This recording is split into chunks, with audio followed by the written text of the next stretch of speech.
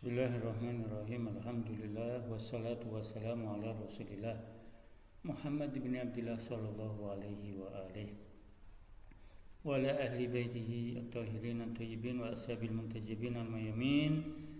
Assalamualaikum warahmatullahi wabarakatuh.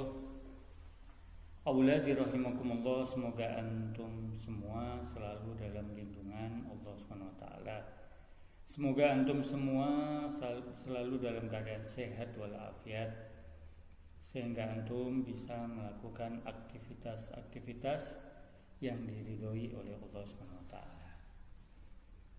Auladi rahimakumullah, pembahasan kita pada kali ini akan membahas tentang mengapa kita harus sholat.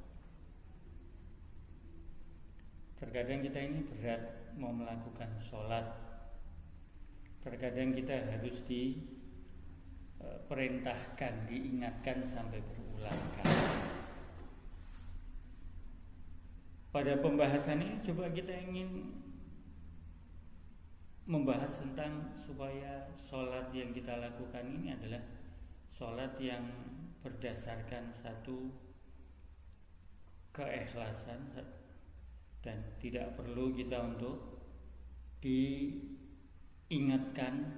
ketika kita ingin melakukan sholat, ketika sudah masuk waktu sholat. Apa itu sholat? Antum insyaallah sudah mengetahui semuanya. Sholat itu adalah doa sebenarnya. Doa yang disampaikan dengan tata cara, dengan syarat dan rukun yang khusus, dalam bentuk bacaan-bacaan dan gerakan-gerakan tertentu ketika kita ingin melakukan sholat. Ketika kita melakukan sholat, sebenarnya sholat itu adalah merupakan doa. Cuman doa yang kita sampaikan dengan gerakan-gerakan tertentu, bacaan tertentu. Ini pernah diadakan survei kepada anak-anak, ya, pelajar SMP, pelajar SMA. Ketika mereka dikatakan, kenapa kamu ingin melakukan sholat? Rata-rata jawaban itu tidak keluar dari tiga hal. Pertama, sholat adalah ibadah wajib yang harus dilakukan oleh umat Islam. Ketika dia mengaku dirinya sebagai seorang muslim, maka dia harus melakukan sholat. Kedua, sholat itu pembeda antara orang muslim dan kafir. Kalau kamu ingin dianggap sebagai seorang muslim, ya kamu harus sholat. Tetapi kalau orang kafir itu tidak sholat, yang sholat itu orang muslim. Dan ada jawaban ketiga, mereka mengatakan ya kita harus sholat, karena kalau kita meninggalkan sholat kita akan masuk neraka. Ini survei yang diadakan oleh Pak Munif Khotib kepada siswa SMP dan SMA. Dan makalah ini juga Ustadz ambil dari Pak Munif Khotib. Pemahaman sholat secara metakognisi. Kalau kita memahami sholat secara metakognisi, maka kita akan melaksanakan sholat itu tanpa beban. Kalau kita sudah memahami secara metakognisi, kita tidak akan merasa melaksanakan sholat itu karena sholat ini beban. Kalau saya belum melaksanakan, berarti saya masih belum sempurna. Itu masih ada beban. Saya harus punya kewajiban, saya harus melaksanakannya. Tapi orang yang melaksanakan sholat tanpa beban, karena dia sadar bahwasanya sholat ini harus dia lakukan, berarti dia sudah memahami sholat secara metakognisi. Kemudian yang kedua, akan mengetahui alasan mengapa kita harus sholat. Alasan-alasan itu akan dia ketahui. Yang ketiga, kita akan melaksanakan sholat tanpa dipaksa. Kita akan melaksanakan sholat dengan kesadaran. Sholat ini adalah merupakan satu kewajiban yang harus saya lakukan. Nah, kita pernah melihat gambaran perbuatan keji dan mungkar.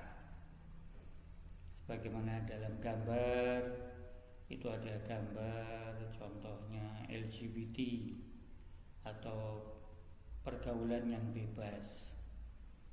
Ini contoh daripada perbuatan-perbuatan keji dan mungkar. Ada seseorang yang melakukan pembunuhan. Ada orang yang minum minuman keras. Ada orang yang melakukan satu pencurian. Ada orang yang melakukan roswah, suap. Jadi hukum tidak berlaku, yang berlaku adalah uang. Peperangan, kekerasan, dan lain sebagainya. Ini gambaran-gambaran daripada perbuatan keji dan mungkar. Diri kita itu diperebutkan oleh dua hal. Satu malaikat, satu syaiton. Malaikat dan syaiton ini akan memperebutkan diri kita, menarik ke. Kalau malaikat akan menarik kita kepada kebaikan, syaitan akan menarik kita kepada keburukan. Dan itu syaitan sudah berjanji ketika diusir oleh Allah, dia minta kepada Allah, hidupkan aku, panjangkan umurku sampai yaumil qiyamah. Dan kata syaitan, aku akan menyesatkan hamba-hambamu kecuali hamba-hambamu yang mukhlasin. Malaikat akan selalu membimbing orang ini kepada kebaikan. Nah, sholat itu yang pertama. Kalau kita melakukan sholat, maka sholat itu akan menjadi penghalang antara kita dengan perbuatan keji dan mungkar. Allah berfirman dalam surat Al-Ankabut ayat 45, Innas sholata tanha anil fahsya wal munkar. Kalau setiap kali sholat berarti akan muncul satu tembok penghalang. Kalau 5 kali sholat berarti 5 tembok penghalang antara kita dengan perbuatan keji dan mungkar. Itu akan menjadi penghalang antara kita dengan perbuatan keji dan mungkar. Jadi bagaimana kita bisa mencegah perbuatan keji dan mungkar? Kita melakukan sholat. Ketika kita meninggalkan sholat, maka perbuatan keji dan mungkar itu akan ada. Orang akan mudah melakukan perbuatan keji dan mungkar. Mungkin kita pernah mengalami kondisi berikut ini.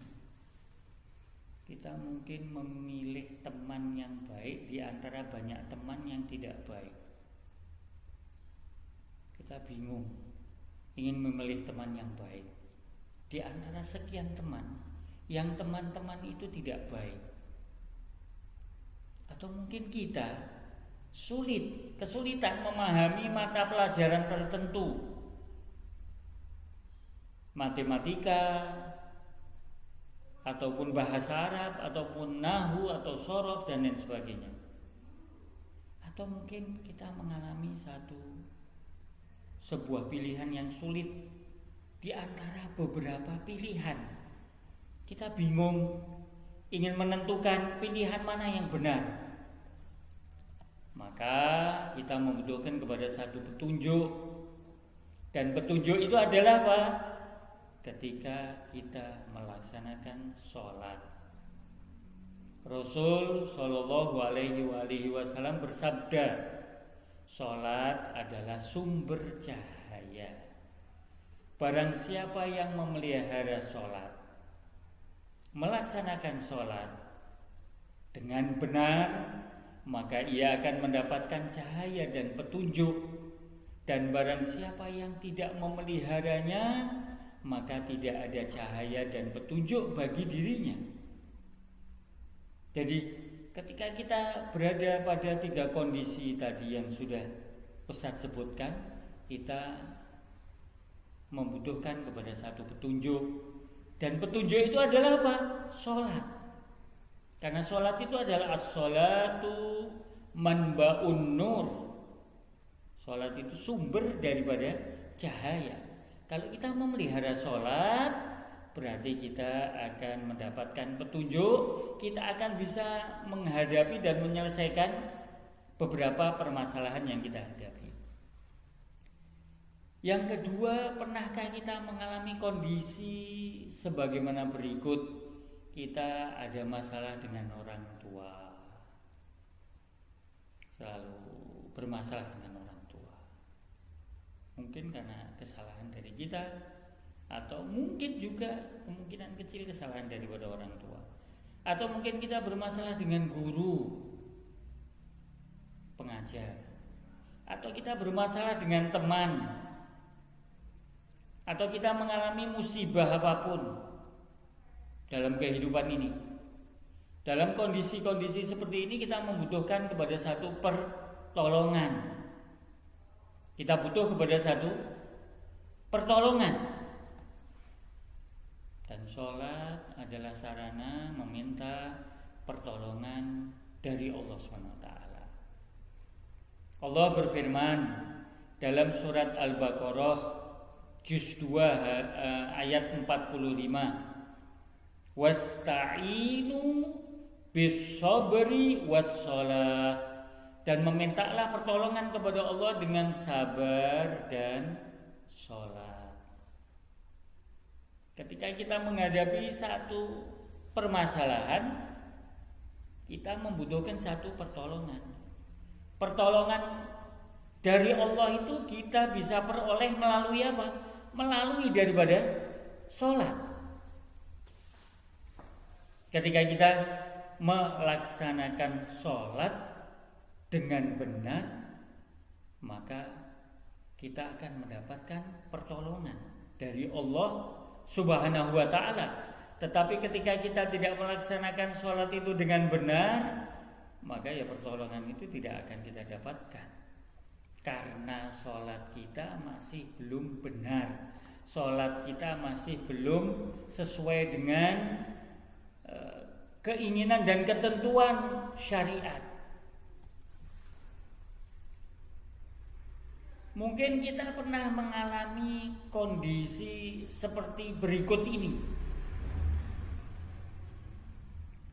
Stres atau tertekan dengan beban hidup. Kita menghadapi kehidupan ini, kita mengalami stres. Kita pikirkan, apalagi kondisi sekarang ini, kondisi yang kita hadapi adalah kondisi yang berkaitan dengan satu virus yang menyebar di seluruh dunia. Kadang kalau kita pikirkan, kita stres, kita tertekan. Kenapa hidup ini seperti ini? Atau kita merasa cemas, takut kehilangan orang yang kita cintai. Kita takut kehilangan orang tua. Bagaimana kalau ayah dan ibuku begini dan begini, dan lain sebagainya. Atau hati kita ini selalu diwarnai dengan kebencian terhadap seseorang. Kita benci kepada fulan. Nah, atau kita mengalami banyak penyakit hati, hasad, kita dengki, kita ujub, kita sombong.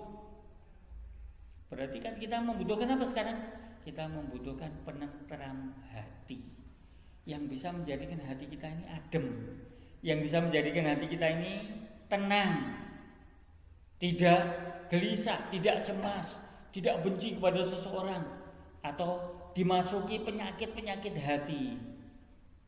Sholat menjadi obat pelipur jiwa atau menenteramkan hati. Coba antum buka dalam surat Toha ayat 13 sampai 14. Dirikanlah sholat untuk mengingatku. Wa aqimus sholata li dzikri. Ar-Ra'd ayat 28. Dan bukankah dengan mengingatku hati menjadi tenteram? Bukankah dengan mengingatku hati ini akan menjadi tenteram? Kalau kita ingin hati kita ini tenteram,